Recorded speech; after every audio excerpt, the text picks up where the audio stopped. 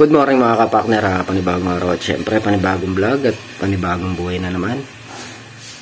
Bali ngayong araw nga hindi muna tayo lulusong. Mga kapakner, bali mabaklasin ko nga muli ng kolong-kolong. Gawa ng motor dati na to, hulugan lang. Malaki na rin nahuli ko, nasa 60,000 na rin. Pero brand new to, aabutin siya ng 100K. Sayang man wala tayong magagawa, gawa ng bangko na yung tumawag na kailangan baklasin yung motor. Ngayon lang ako kinontak, sabi ko sa tagal na panahon na dapat nung pa kinontak ko na nila kami.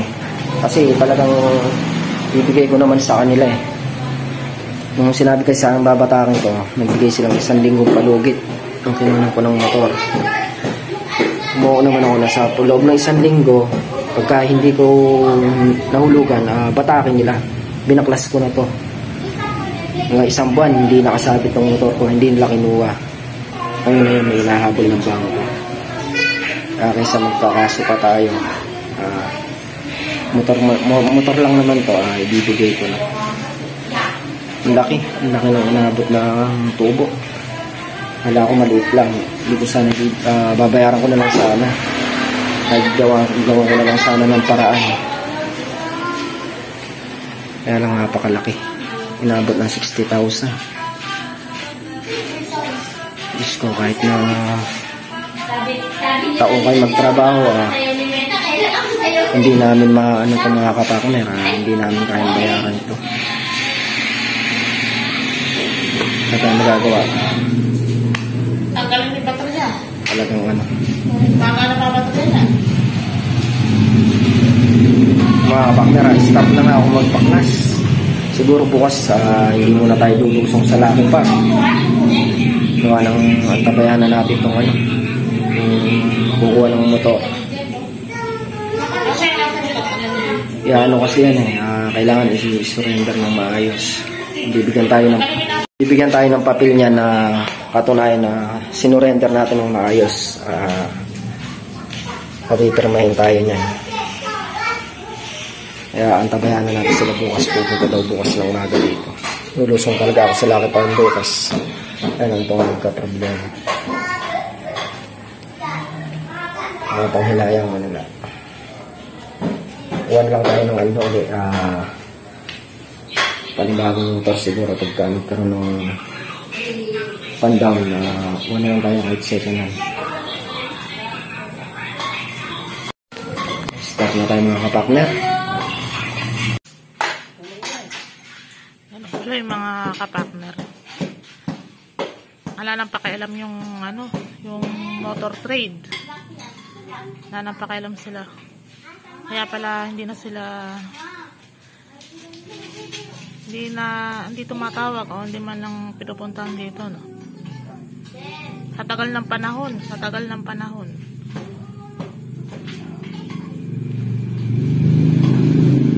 Kaya mga kapakner, maano man sa loob natin na iyaano na natin sa kanila. So, surrender na natin sa kanila yung motor.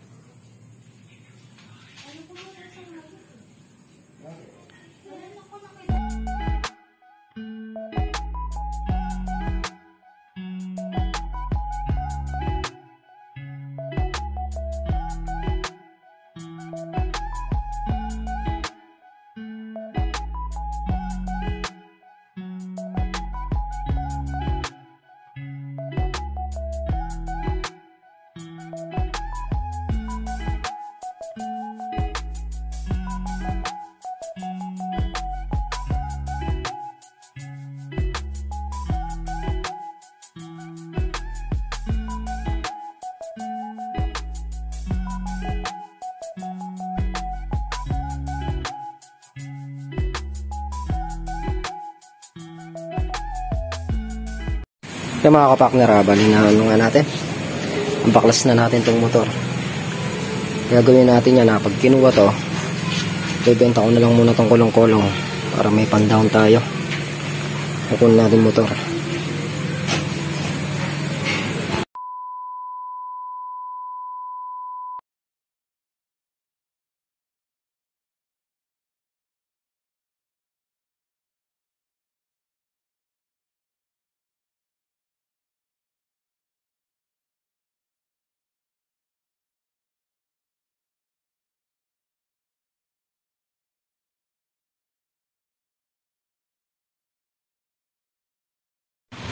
Mga kapakner, nabaklas ko na ngayon kulong-kulong. Bali, ang daming ano ng bangko.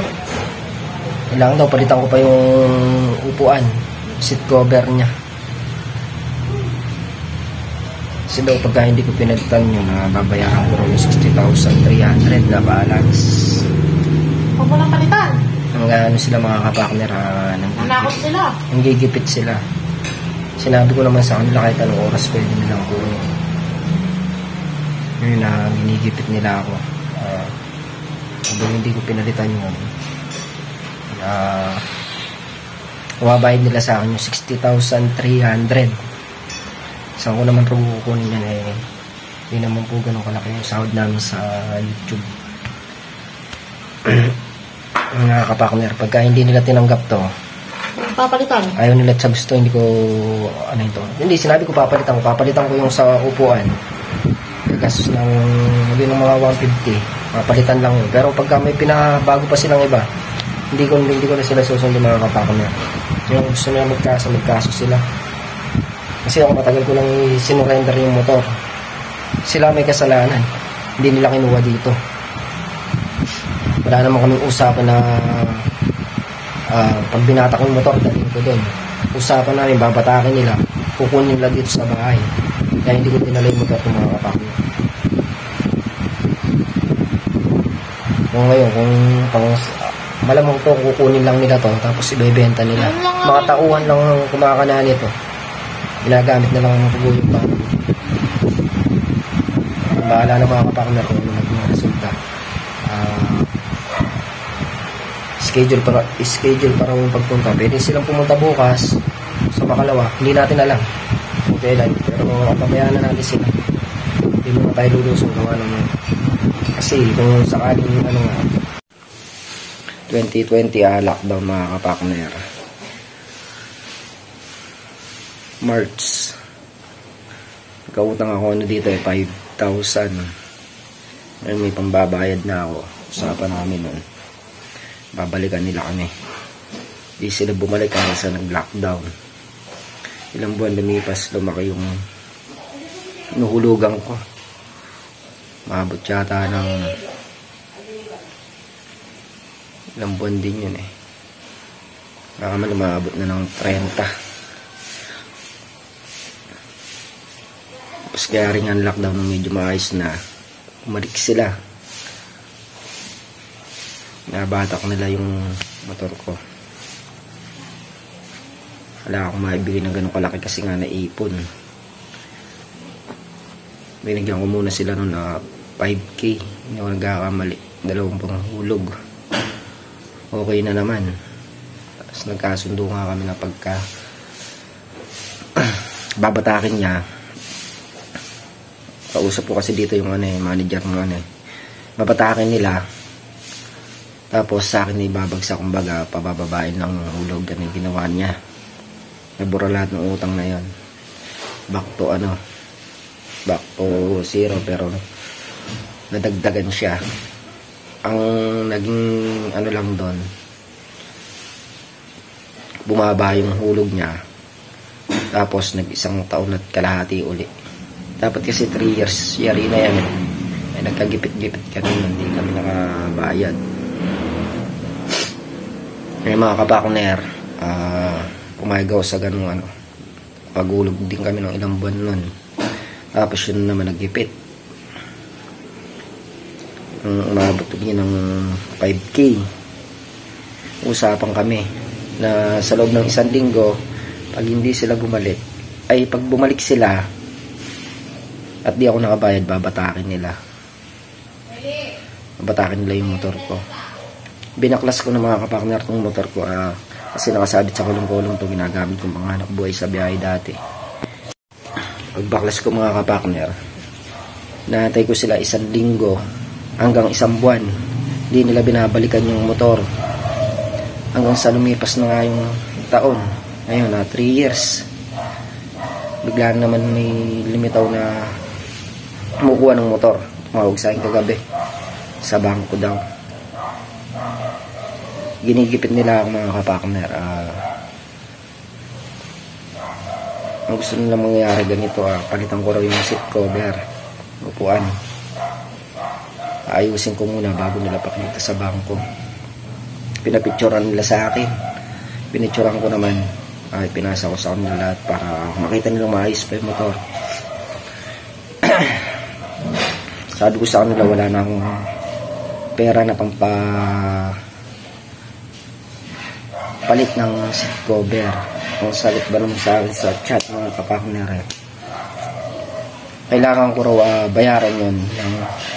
Kailangan ko raw ipagawa para daw hindi ko nabayaran 60,300.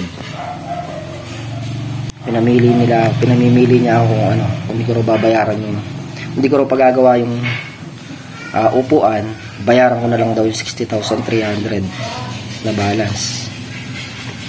Medyo kaduda-duda lang kasi mga kapakang after 3 years tsaka bigla silang lumitaw.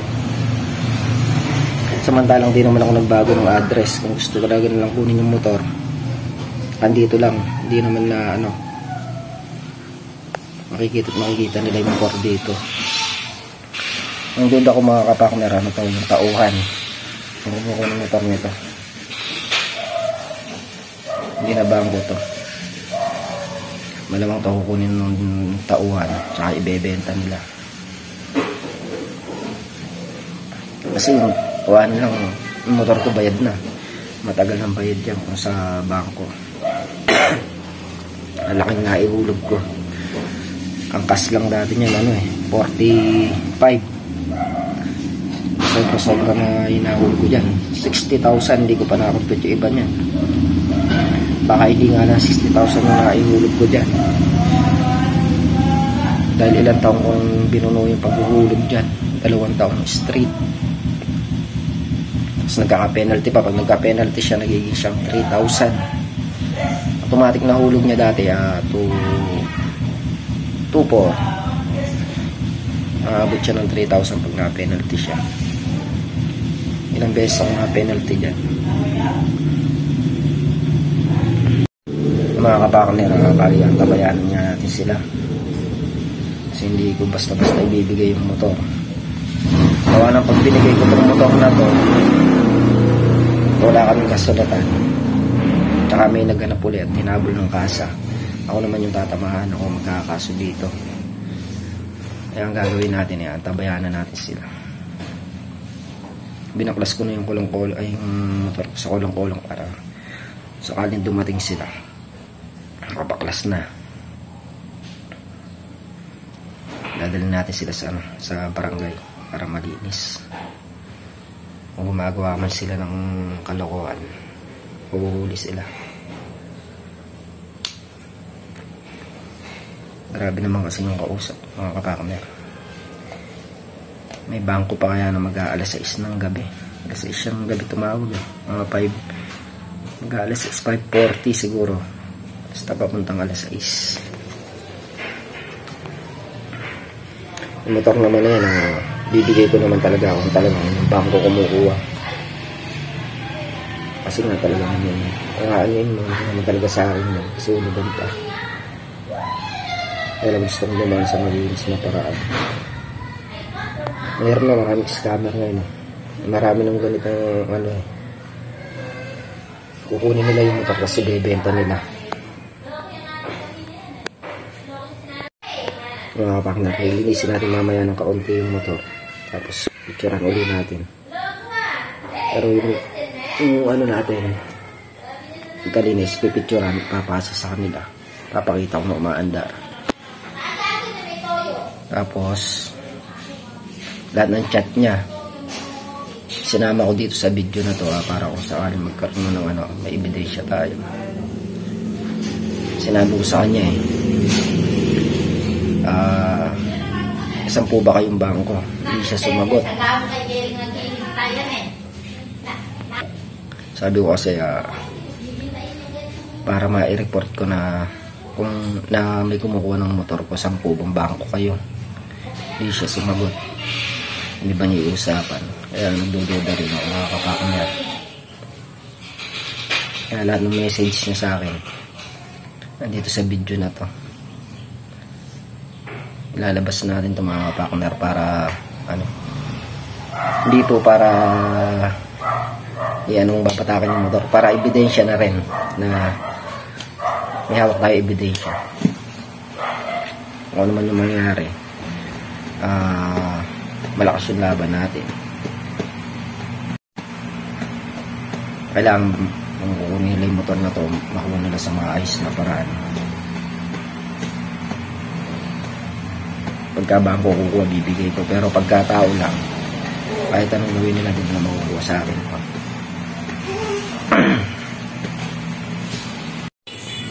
Mga kapakner, linisin ko muna itong motor para mapicture ng maayos. Ay pakita natin ito sa gustong kumuha.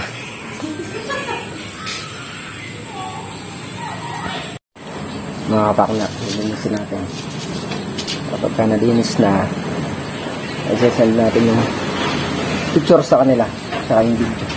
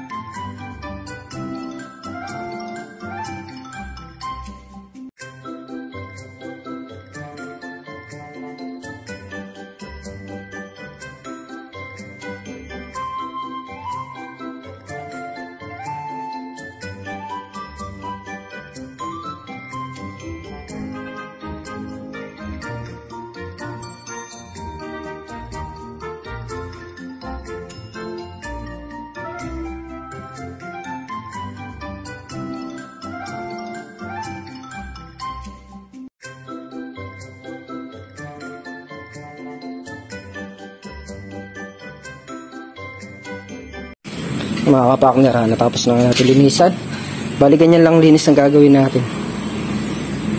Hindi natin pakakalinis, gawa ng kaswelo naman nila.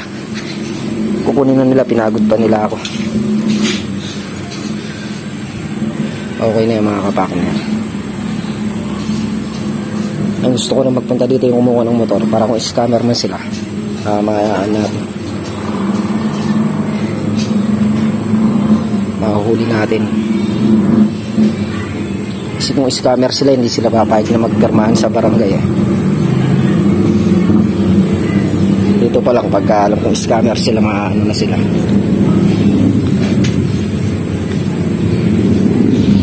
Hindi natin bibigay ito. Hindi sila pumayag sa gusto ko. Hindi ko bibigay itong motor.